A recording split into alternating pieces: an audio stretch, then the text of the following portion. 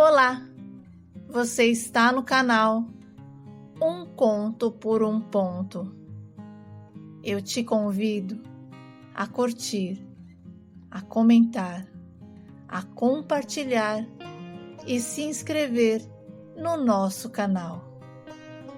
Conheci o Vitor no estacionamento de um shopping e como eu tinha acabado de tirar a minha carteira de motorista, digamos que eu não estava assim tão boa no volante. Mas mesmo assim, resolvi dar um pulinho no shopping para almoçar com uma amiga. Fui bem devagar, com toda a cautela do mundo, porque o meu problema era mais estacionar do que seguir reto. Ruas retas, faróis, essas coisas não me assustavam. O medo vinha mesmo quando eu precisava colocar o carro numa vaga. Mas pensei comigo, vou chegar lá, vai ter uma vaga bem de frente me esperando. Ao contrário do que eu pensei, a única vaga que tinha era uma completamente difícil. Eu chorei dentro do carro, sem contar que eu fiz várias vezes a manobra para poder entrar na vaga e não conseguia. Até que o homem, vendo a minha dificuldade, veio até mim e perguntou se eu queria ajuda. Eu disse que não e que eu ia conseguir. Então ele voltou para dentro do seu carro e eu fiquei ali, sofrendo, até que engoli o meu orgulho e pedi ajuda ao desconhecido.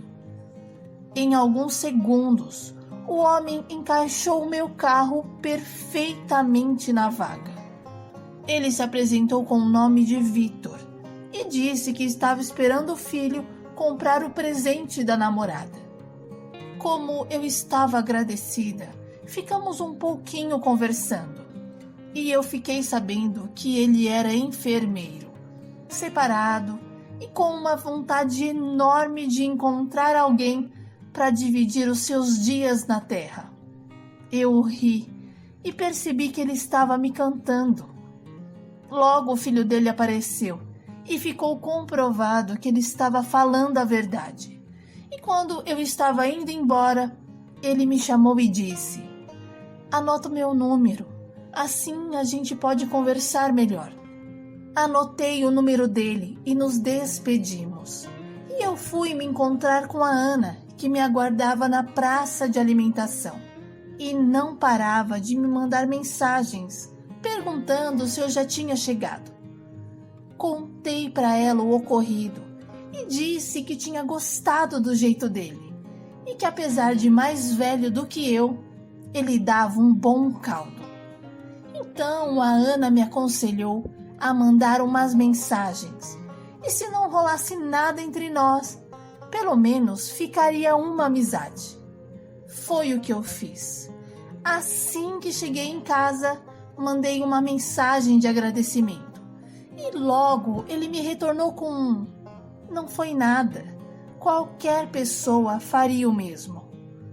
Iniciamos um curto e gostoso bate-papo, que logo foi interrompido pelo próprio, porque disse que o hospital estava uma agitação só.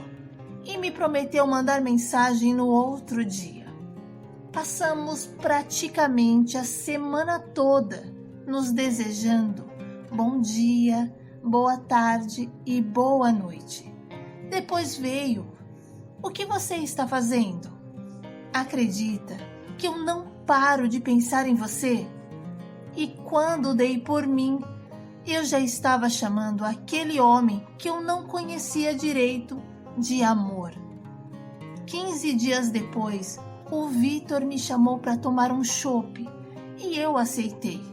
Tivemos uma noite bem agradável, muito gentil, romântico e bom com as palavras. Depois do chopp, o Vitor disse que era muito cedo para voltarmos para casa e que tal irmos a uma discoteca que ele adorava frequentar. Sinceramente, por eu ser mais jovem, eu não tinha o pique dele.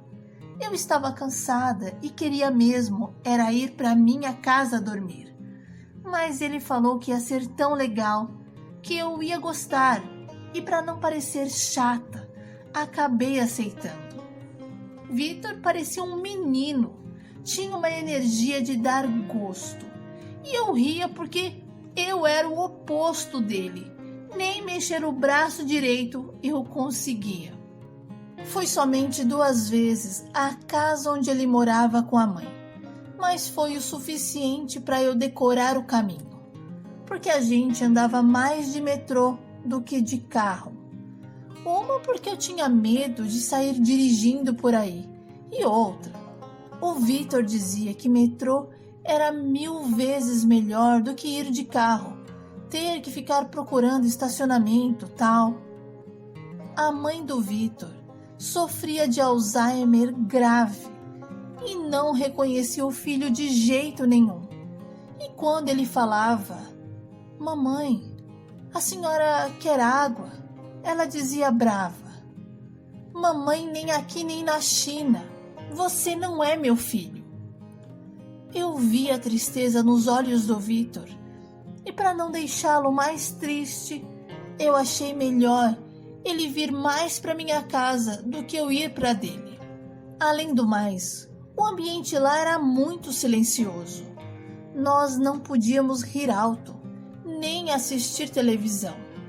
Na verdade, não podíamos fazer nada depois das 21 horas, porque ele dizia que a mãe não gostava de barulho. Engravidei, o que foi uma surpresa para mim, porque eu sempre fui muito cautelosa, cuidadosa, e não estava pensando em ter filhos. Mas já que aconteceu, devido à correria do trabalho do Vitor, a gente se falava mais por mensagens, e acabei dando a notícia da gravidez por ali mesmo. Eu via o Vitor escrever e apagar, até que enfim ele disse, você está falando sério? Mas você disse que se prevenia. Na hora eu meio que já não gostei e me irritei com aquelas perguntas. Eu respondi com grosseria. Então por que você também não se preveniu? Vitor me pediu calma e disse que não queria brigar e que só eram perguntas que se fazem quando não se está esperando uma notícia daquela, mas que estava muito feliz. Respirei fundo e relevei. Na mesma noite, o Vitor veio me ver, me beijou a minha barriga e disse que me amava. E que um bebê, àquela altura da vida, era motivos de comemoração, e por isso havia trazido uma champanhe para brindarmos. Brindamos a nossa gravidez e o Vitor dormiu em casa naquela noite. Na manhã seguinte, o meu namorado me encheu de beijos, fez um cafezinho gostoso para nós e depois disse que precisava ir, porque a moça que cuidava da mãe dele ia folgar e como ele não preparou ninguém para ficar com ela, seria o cuidador dela naquele dia. Nos beijamos e ele saiu feliz. Passou o dia me mandando mensagens, fotos de bebê, e eu senti que ele tinha gostado de saber que ia ser pai. Além do mais, os meninos dele já tinham 17 e 19 anos. Mas no decorrer das semanas, as coisas foram ficando diferentes. Vitor não me mandou bom dia, nem me respondia as mensagens, e quando eu ligava, ele desligava na minha cara. Comecei a achar estranho a atitude dele, mas pensei que fosse por conta da correria do trabalho. Só que isso foi durando, e eu não conseguia mais falar com o Vitor. Meu namorado não me atendia mais e nem me respondia as mensagens. Irritada com aquilo, resolvi ir na casa dele. Poxa, eu sabia onde o Vitor morava. Conversei com a Ana, a minha amiga, e ela decidiu ir comigo. fomos nós duas para a Vila Madalena. Eu queria saber se tinha acontecido alguma coisa. Será que a mãe dele estava bem? Será que ele sofreu algum acidente? Eu estava preocupadíssima. Consegui encontrar a casa, depois de entrar várias ruas. Tinha um carro estacionado na garagem, mas não era o do Vitor. Apertei a campainha e bati palmas, até que a cuidadora da mãe dele apareceu. Eu a cumprimentei e perguntei se ela lembrava de mim. Ela disse que sim. Fiquei até mais aliviada. Perguntei se o Vitor estava em casa. A moça respondeu que não. Então eu perguntei se ele ia demorar. A cuidadora, confusa com a minha pergunta, respondeu: o Vitor foi mandado embora há 3 semanas. Na hora que ela disse isso, eu congelei. Mandado embora? Como assim? Aí não é a casa dele? A moça e eu parecíamos que estávamos falando grego. A gente não conseguia se entender. E a Ana, vendo a nossa confusão de informação, pediu calma e perguntou: aqui não é a casa do Vitor? A cuidadora respondeu que não, e que ele tinha sido mandado embora porque estava trazendo mulheres para dormir na casa no dia que ele ficava cuidando da Dona Emília. Na hora, eu quase parti dessa terra para um outro plano. O Vitor não era filho da Dona Emília. Como ele teve coragem de me apresentar a senhora como mãe dele? Meu Deus, que maluquice era aquela? A moça só podia estar querendo confundir a minha cabeça. Mas no final, a verdade veio à tona. O Vitor não era enfermeiro. Era apenas um cuidador de idoso. E tinha sido contratado pela família por boas recomendações. Mas que com o tempo, ele começou a avacalhar e não prestava mais um bom serviço. E sem contar que ele levava mulheres para dentro da casa. Não pude acreditar que tinha sido enganada. Eu chorei na frente da moça e da Ana. Não consegui me conter com o tamanho da mentira que eu caí. O Vitor só podia ser maluco em inventar tantas mentiras assim. Contei para a moça o porquê eu estava atrás dele. A Catarina sentiu, acho que dó de mim, e pediu para eu esperar, que ela ia tentar dar um jeito de encontrar o endereço dele. Minutos depois, ela surgiu com um pedaço de papel e me entregou dizendo: o Vitor é casado, viu? Meu Deus! O que estava ruim ficou ainda pior. Graças a Deus a Ana estava comigo, porque eu fiquei inconsolável. Precisamos até se sentar na cadeira de um barzinho que já estava funcionando. Pedimos 2 águas e eu até tentei me recompor, o que foi difícil, porque eu estava completamente fora de mim. Ana não disse uma palavra, deixou tudo por minha conta, porque eu xingava esse homem, eu praguejava ele, dizia que ia arrebentar a cara dele. Falei tantas bobagens. Como eu já estava na chuva, resolvi me molhar por completo e decidi na última hora de ir até a casa do Vitor. Perguntei se a Ana topava ir comigo e ela me disse: claro, né, Jaqueline? Até parece que vou deixar você andar sozinha por aí. Mas é melhor irmos amanhã bem cedo, porque a gente vai ter que procurar essa rua. Para mim, eu já queria resolver tudo naquele dia, mas a Ana tinha razão. Então, fomos para casa. Eu mal conseguia dormir. Pesquisei o endereço dele pela internet e cheguei até a ver a casa dele. Anotei todas as informações para não errar e adormeci olhando para a casa dele. Ana e eu saímos logo cedo. Nos deslocamos até a região de Pirituba, onde ele morava. Fiz todo o percurso do jeito que eu tinha pesquisado na internet. E graças a Deus, deu tudo certo. Chegamos direitinho na rua do Vitor. E de longe eu avistei o carro dele estacionado. Não pensei duas vezes.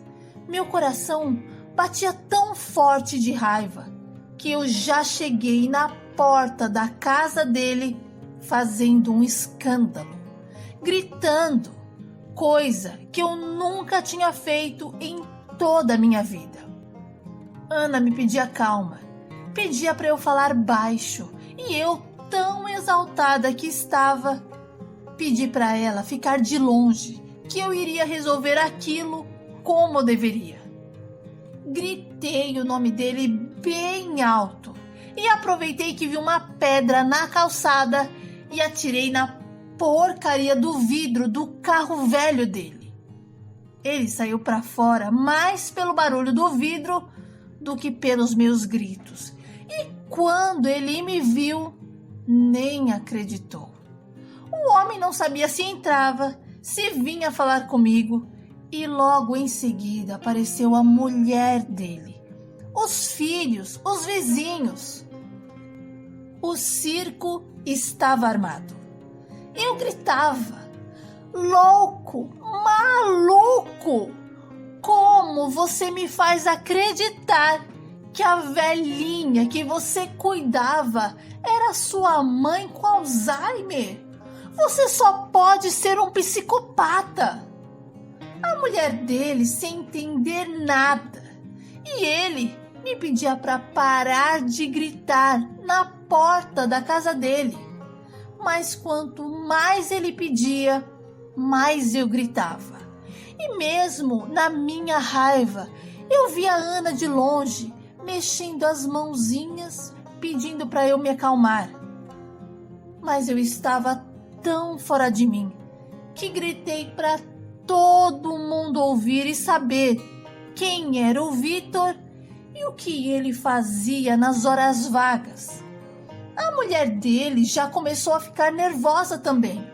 E quando eu disse que estava grávida, a esposa, que já estava com a vassoura na mão, acertou várias nas costas dele. Sabe, não foi fácil. Aquele dia eu bati o recorde de baixaria. Eu fiquei tão nervosa que cheguei a desmaiar e acordei num hospital ao lado da Ana. Ana me contou que eu desmaiei e um vizinho me socorreu, enquanto que a mulher do Vitor ficou correndo atrás dele com a vassoura. Depois que o meu filho Felipe nasceu, eu coloquei o Vitor na justiça, mas fiz só de raiva e porque é um direito do meu filho. Eu não tenho mais contato com o Vitor e nem quero. Tudo foi resolvido por meio de advogados. Mas quando o Felipe fez 6 anos, me pediu para conhecer o pai.